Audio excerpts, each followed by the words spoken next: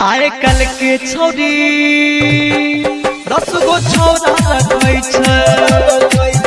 आए कल के छोरी 10 गो छौरा रखै छै।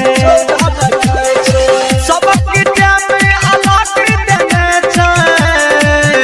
आए कल के छोरी 10 गो छौरा रखै छै। आए कल के छोरी 10 गो छौरा रखै छै। 10 गो छौरा रखै छै। आए कल के छोरी 10 गो छौरा रखै छै। माँ गौरी रिकॉर्डिंग स्टूडियो सहरसा। अब चलो जवानी छोरी नया नया सब छौरा खोजे छै सामान ताजा ताजा। सब छौरा खोजे छै सामान ताजा। अब चलो जवानी छोरी नया नया सब छौरा खोजे छै ताजा ताजा। ऊपर छलोगे गरम अंदर छलोगे नरम सब कहे छै के छोरिया होय नै छै शरम। सब कहे छै के छोरिया होय नै छै शरम। सबके टाइम में अलग देने छै।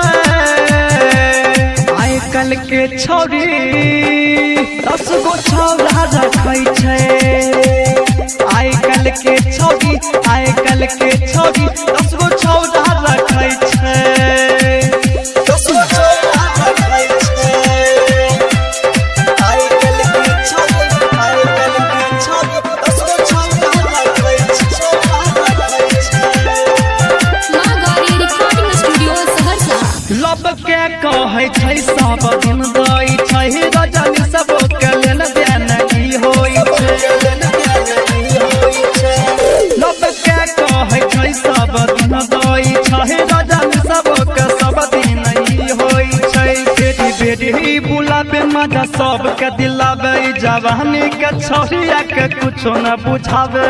जवानी के छोरिया के कुछो न बुझावे। सबके टाइम में अलग देने छै।